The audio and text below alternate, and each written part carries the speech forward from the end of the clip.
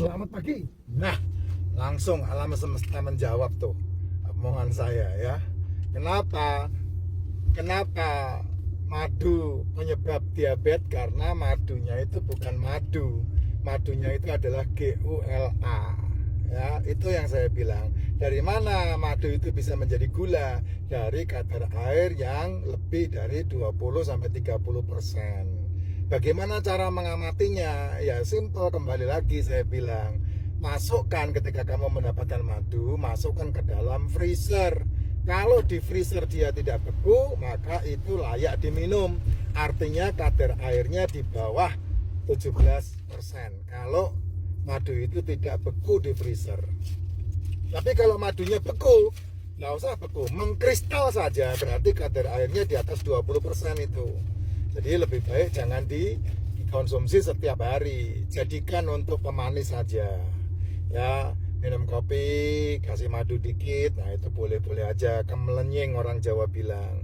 Minum teh, kasih madu dikit, boleh-boleh saja. Ya, masak, kasih madu dikit, ya boleh-boleh aja. Tapi sekali lagi saya katakan, yang namanya gula apapun bentuknya tidak boleh dimix dengan protein.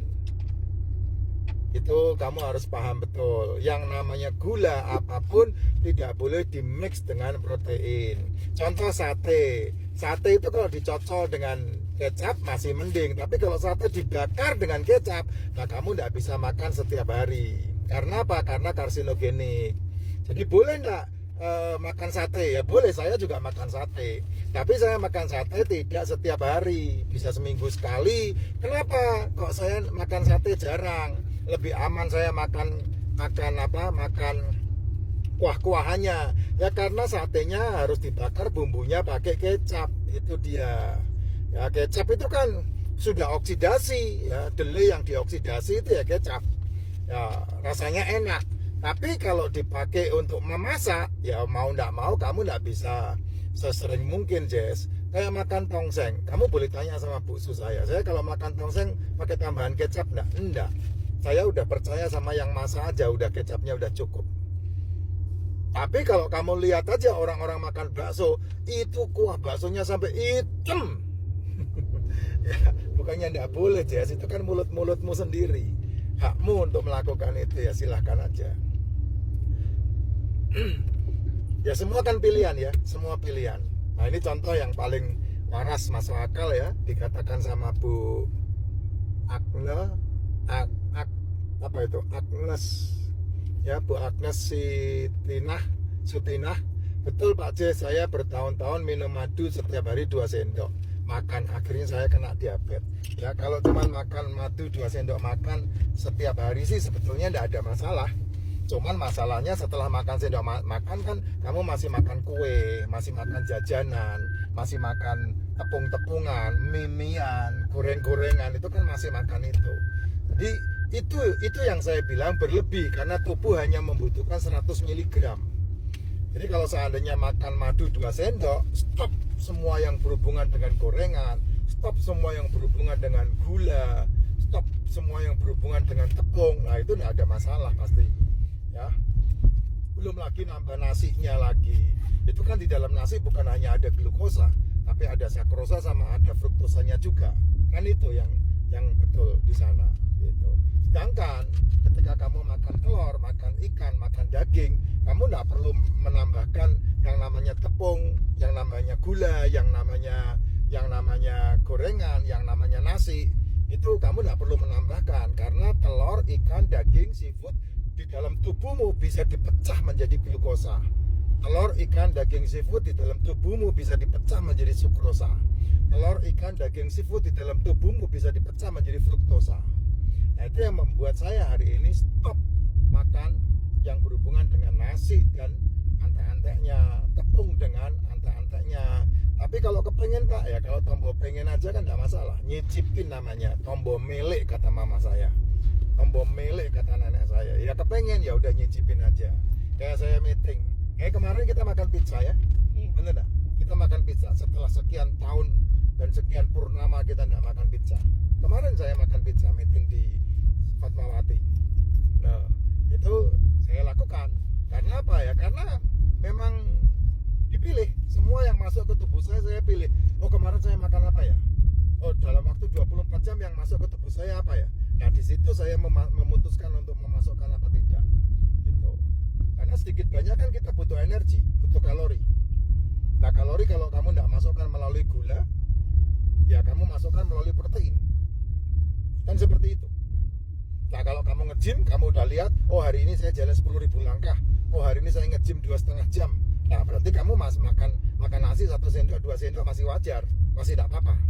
Gitu. Kayak kemarin saya habis nge-gym 2 jam, terus meeting saya makan pizza 2 potong, nah masih wajar.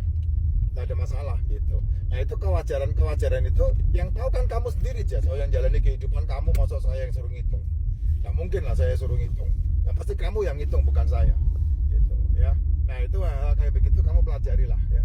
Sehingga yang dimasukkan ke dalam tubuhmu, makro nutrisi itu yaitu protein dan karbohidrat itu enggak berlebih karbohidratnya gitu. Karena tubuhmu itu udah berlimpah-limpah karbohidratnya itu. Ya, supaya dihabiskan kan kamu harus tidak makan supaya dihabiskan oleh tubuhmu. Dia dimakan oleh mikrobakteri dalam tubuhmu, memakan sel-sel tubuhmu, memakan gitu.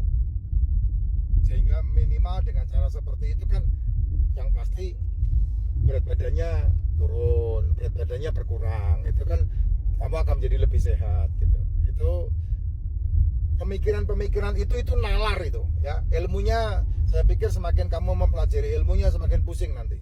Tapi pakai nalar aja, di nalar aja kamu bisa melakukannya. Nah, kalau nalarnya aktif, nalarnya bagus, ya kamu menikmati hasilnya sehingga menjadi lebih sehat. Terus penyakit tahu-tahu sirna sendiri, setan ora doyan, demet orang dulet, leloro podo lungo, gitu. Karena perlakuan yang kamu perlakukan kepada tubuhmu sendiri. Ya, Jas, kayak kemarin saya nge-gym, sekarang saya mau nge-gym lagi, ya. Itu sehat yang alami, yang muncul dari dalam dirimu. Sehingga ketika kamu melakukan itu, kamu menjadi lebih sehat dari sebelumnya. Madu boleh diminum, enggak ada. Saya enggak pernah melarang apapun. Apapun kamu mau makan boleh. Silahkan aja. Nasi dimakan monggo, mulut-mulutmu. Tepung mie, jajanan, cemilan dimakan monggo. Itu kan mulut-mulutmu, tubuh-tubuhmu, susu-susumu. Saya enggak ikut campur untuk semuanya itu. Yang saya mau ajarkan ke kamu adalah hidup sehat dengan pola makan yang disesuaikan dengan siklus. Apa itu? Pagi bangun tidur minum racikan macin, tidak sarapan, makan di jam 1 sampai jam 7 malam, dan malamnya tidak makan. Itu hidup sehat. Kamu bisa lakukan setiap hari itu. Itu hidup sehat. Apa harus racikan macin? Enggak harus. Tapi kalau kamu tidak minum racikan macin, kamu harus mengasupkan suplemen. Kamu harus minum yang namanya liposomal glutathione. Kamu harus minum yang namanya D3K2.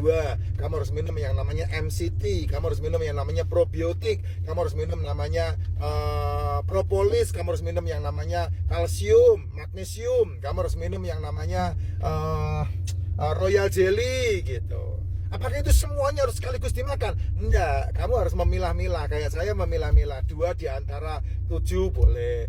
Contohnya kayak sekarang ini saya minum 3, yaitu probiotik, MCT, sama satu lagi D3K2. Kemarin saya minum banyak. Saya minum kalau ada duit saya beli semuanya karena saya butuh itu. Kalau saya ada duit saya beli liposomal, probiotik, MCT, D3K2, magnesium, propolis, royal jelly. Saya beli semua. Saya minum semuanya 7-7-nya. Iya. Karena itu makanan. Itu suplemen. Saya lebih baik mensuplemen tubuh saya daripada saya mengobati tubuh saya. Daripada saya minum OBAT mendingan saya minum suplemen. Karena apa? Suplemen itu makanan lebih sehat. OBAT pengaruhnya pasti akan berdampak snoker. Tapi kalau suplemen tidak ada dampak kecuali sehat, fit, ya. Ada yang bilang katanya minum suplemen ginjalnya rusak, siapa bilang? Tidak ada itu. Tidak ada penelitian seperti itu, tidak ada. Obat iya, kamu minum 1 obat akan nambah 2 obat. Kamu minum 2 obat akan nambah 4 obat. Kamu minum 4 obat akan nambah 8 obat, itu betul. Ya, saya pernah menghabiskan obat saya 19 jenis obat. Ya, sampai yang nggak perlu diobati juga. Ya, itu dia. Contoh kamu minum obat kolesterol, mesti akan berdampak kamu minum obat yang namanya obat untuk liver. Ya nanti masuk ke ginjal lagi, obatnya ginjal lagi, masuk ke jantung lagi, obatnya jantung. Jadi kayak snoker gitu terus nyambung. mendingan minum suplemen.